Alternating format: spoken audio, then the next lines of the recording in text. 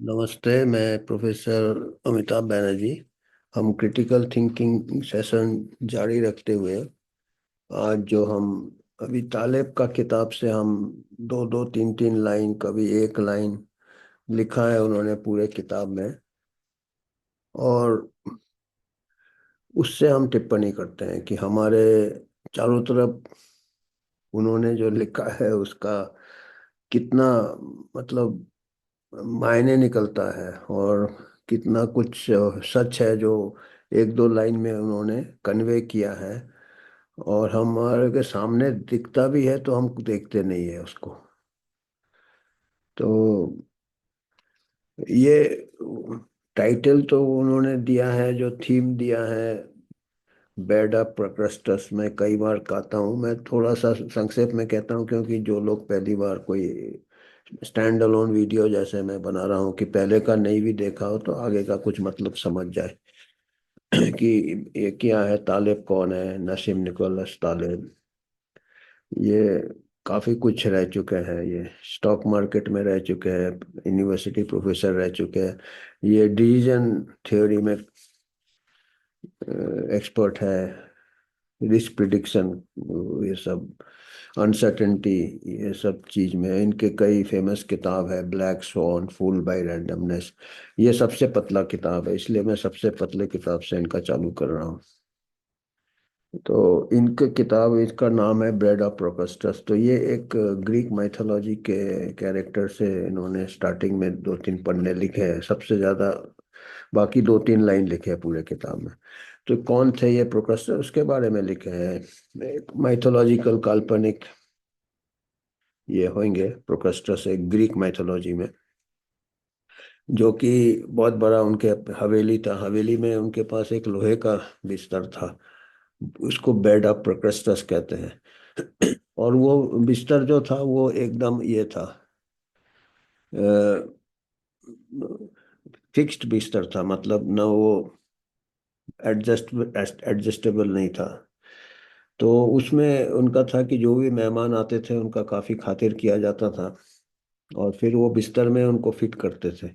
और अगर वो बिल्कुल परफेक्ट फिट मांगता था उनको, कि अगर वो लंबे होते थे तो वो काट कूट के उसी साइज के बनाते थे, और अगर वो उनका कद छोटा होता था मेहमान को खींच के बनाते थे। तो ये बेड ऑफ प्रोक्रेस्टस है। तो ये एक काल्पनिक ये है, माइथोलॉजी है, पर तालिब का कहना है कि चारों तरफ ऐसे ही कुछ ये रहते हैं लोगों के, जो सोच रहता है एक इसमें अटक जाते हैं कि हर चीज को उसी में फिट करना है। मतलब जैसे कोई साइंटिस्ट भी हो, चाहे आम आदमी भी हो, कोई अगर डेमोक्रेसी है, कोई कैपिटलिज्म है, तो हर चीज उसी के ये देखेंगे उसी में फिट करना है। कोई चीज एंटी कैपिटलिस्ट है कि कोई व्यक्ति, तो सब चीज वो फिट करेगा कि जो भी गलती हो रहा है उसी खींच तान के, या कोई साइंटिस्ट का अपना कोई विचार होगा तो उसी को वो उसी विचार को एक बेड ऑफ प्रोक्रेस्टस बना लेगा, एक लोहे का बिस्तर जैसे, और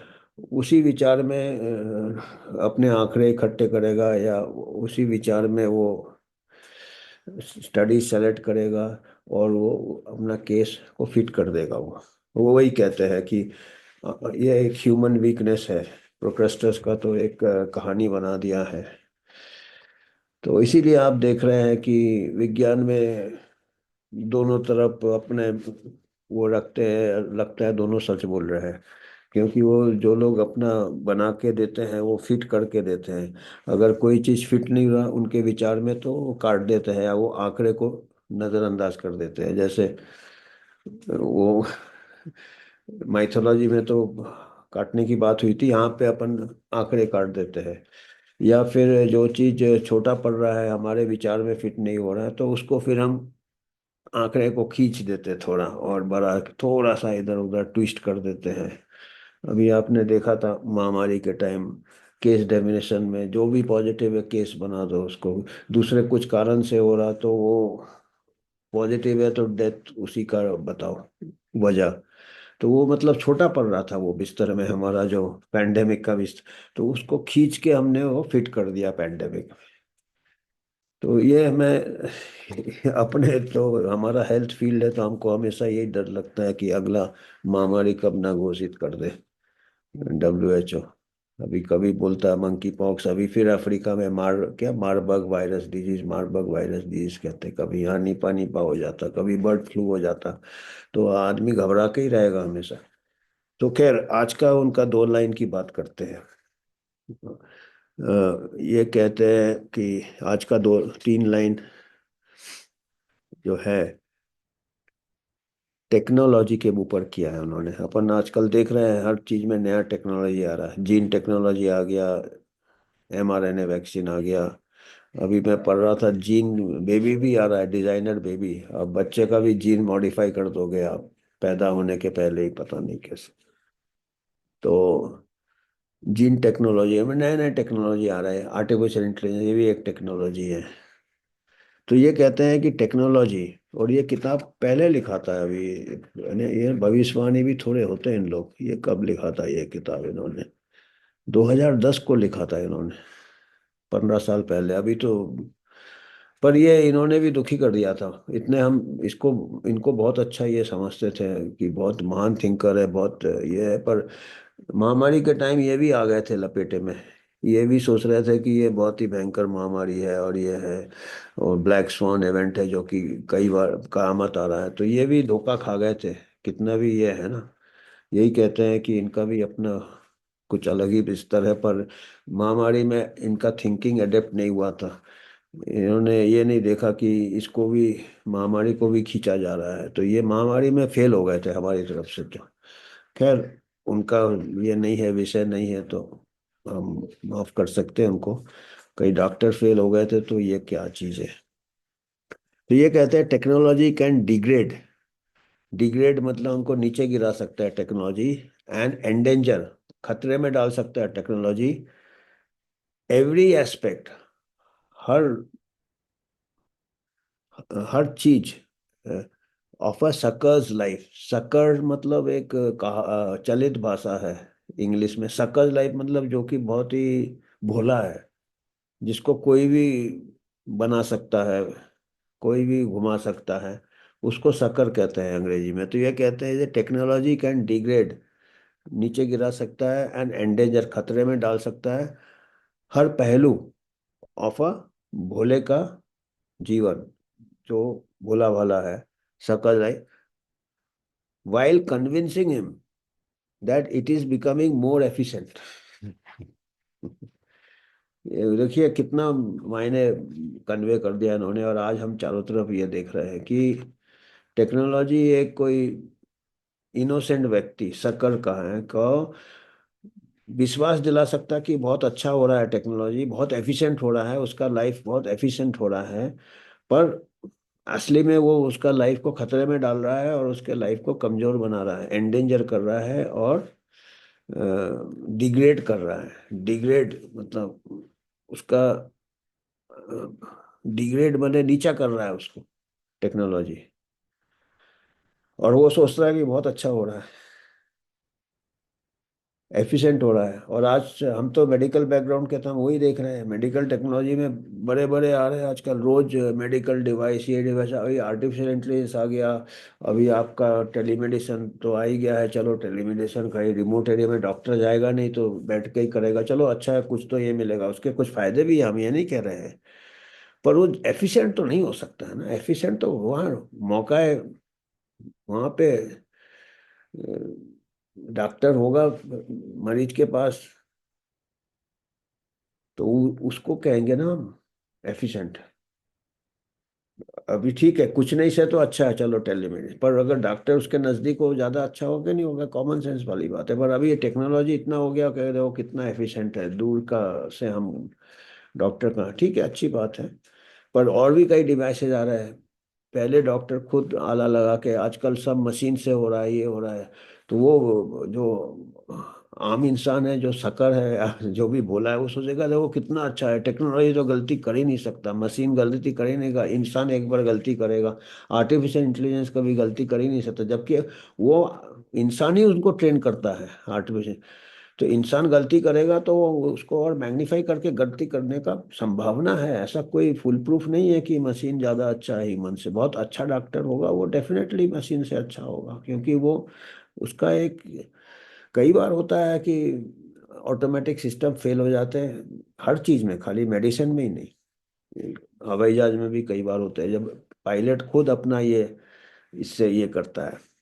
पायलट अभी अपना वो अपर हैंड लेना पड़ता है, नहीं तो अभी हुआ था एक हफ्ते 2 हफ्ते पहले, 1 हफ्ते पहले शायद या 10 दिन पहले 800 फ्लाइट को ये करना पड़ा, दिल्ली में डाइवर्ट करना पड़ा, क्योंकि वो उनके नेविगेशन सिस्टम जो थे टेक्नोलॉजी वाले वो काम नहीं कर रहे थे, वो गलत ये बता रहे थे। आया है, आप देखो न्यूज़ आइटम आया था। 800 फ्लाइट, नेशनल इंटरनेशनल, दिल्ली कितना बिजी एयरपोर्ट है, और नज़दीक नज़दीक हवाई जहाज जा रहा है। किसी को वो दिखा रहे हैं क्या, मैदान दिख रहा है जहाँ के उनके नेविगेशन सिस्टम में आ रहा है कि ये आपका एयरपोर्ट है। वो पायलट देख रहा है कि एयरपोर्ट नहीं है, कहाँ जा रहा है अब। 800 प्लेन ऐसे हुए थे, वो डाइवर्ट किए उन्होंने, फिर एयर ट्रैफिक कंट्रोलर ने भी फिर आ गए। फिर पायलट, कई पायलट अपना इस्तेमाल किया जजमेंट। अगर ये टेक्नोलॉजी मशीन पे छोड़ देते तो बहुत सारे हादसे हो जाते हैं उस दिन वो।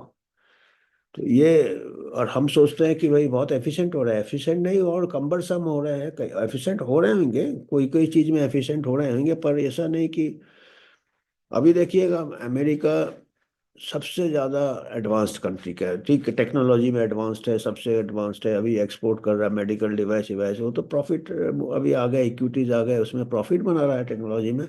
पर उनका लाइफ एक्सपेक्टेंसी कई कई दिनों से स्टेबल हो गया है। उनका जो हेल्थ जो है, जितने वो 14% जीडीपी लगाता है हेल्थ में, वर्ल्ड में सबसे ज़्यादा। पर कई यूरोपियन कंट्रीज से उनका हेल्थ अच्छा नहीं है जितना कि दूसरे कंट्रीज जो 1/3 ये लगाते हैं, कई ऐसे कंट्रीज है। तो पर कहाँ पे कहीं रुक नहीं रहा, टेक्नोलॉजी तो बढ़ ही जा रहा है, डिग्रेड हो रहा है लाइफ। आप जा रहे हैं एक मशीन के अंदर, आपको ढकेल दिया जा रहा है। पहले एक डॉक्टर देखता था, आपसे बात करता था, आप तो आपका डिग्रेड, पर आप खुश हो, आप सोच रहे हैं यार एफिशिएंट हो रहा है, देखो कितना एफिशिएंट है टेक्नोलॉजी से। तो ये इनके वर्ड्स है। अभी मैं ये नहीं कहूँगा कि मैं हर चीज पर सोचने वाली बात है, मतलब ये टेक्नोलॉजी, डेफिनेटली टेक्नोलॉजी में कई चीज एफिशिएंट हो गए हैं, पर एक टाइम आता है हर चीज में। इकोनॉमिस्ट भी आपको बताएंगे लॉ ऑफ डिमिनिशिंग रिटर्न्स, कि एक सीमा होती है, उसके ऊपर अगर कोई चीज को और ये किया जाए तो फिर वो उसके बेनिफिट्स कम रहते हैं और उसकी रिस्क ज्यादा रहते हैं, या उसके कॉस्ट बढ़ जाता है। एक तो आपका कॉस्ट कितना बढ़ जाता है, छोटे छोटे बीमारी के लिए अगर इतने सारे इन्वेस्टिगेशंस करोगे तो आपका मेडिकल ट्रीटमेंट कॉस्ट बढ़ जाता है डेफिनेटली। जो कॉम्प्लिकेटेड बीमारियां है, जो सीरियस बीमारी है, डेफिनेटली टेक्नोलॉजी में काफ़ी ये होता होगा, definitely it is required also. पर वो सेलेक्ट करना है और रूटीन इसके लिए भी लगा देते हैं क्योंकि टेक्नोलॉजी है। और वैसे ही जो मरीज है जिनको छोटी बीमारियां है, वही शक्कर हम कहेंगे, वही कहेंगे कि वो बड़े भोले हैं, कि वो सोच रहे हैं कि टेक्नोलॉजी से उनको ज़्यादा बेनिफिट मिलेगा, जबकि simple face to face consultation में या इससे। और कुछ बीमारियां definitely we have to, general rules बनाना बहुत मुश्किल है। पर अक्रॉस द बोर्ड अगर सबको आप, अभी जैसे महामारी में सबको टीका लगा दिया, वो टेक्नोलॉजी था, नया टेक्नोलॉजी था, mRNA टेक्नोलॉजी था। फिर हमारा जो हमारे कंट्री में बना था वो भी नया टेक्नोलॉजी था, वायरल वेक्टर वैक्सीन था, वो भी स्पाइक प्रोटीन बनाता था, वो भी वो नया टेक्नोलॉजी था। कन्वेंशनल वैक्सीन ऐसा कभी बना नहीं है। तो हमको पूरा दुनिया समझाएगी देखो कितना एफिशिएंट हो गया, पर वो इनएफिशिएंट था। एफिशिएंट मतलब कि कम पैसे में मैक्सिमम ही है। इसमें तो क्या हुआ था, मैक्सिमम पैसे में बेनिफिट शायद ही कुछ मिला, और अभी दुष्प्रभाव भी नजर आ रहे हैं कि जिनको रिस्क नहीं था बीमारी का उनको भी लगा दिया। तो पर लोग उस टाइम जब रोल आउट हुआ था, बहुत जनता खुश थे कि देखो कितना बड़ा टेक्नोलॉजी है कि 1 साल में बन गया है। था टेक्नोलॉजी, पर मिसफायर कर गया ना। और उसमें हो गए भोले लोग, आ गए उसमें। और अभी तो मैं कहूँगा अमेरिका अमेरिका में ज़्यादा भोले लोग हैं, वहाँ पे तो बच्चे को भी लगा दिया, तीन तीन चार चार बूस्टर भी लगा दिया। हमारे देश में थोड़े इतने लोग समझते हैं, मेरे को लगता है कि इतने नहीं, बूस्टर तो बहुत कम लोग ने ही लिए थे हमारे देश में। तो टेक्नोलॉजी कई बार एक्सप्लॉइट कर जाता है आपको। तो इतना ही है, आज के लिए इतना काफ़ी है। धन्यवाद।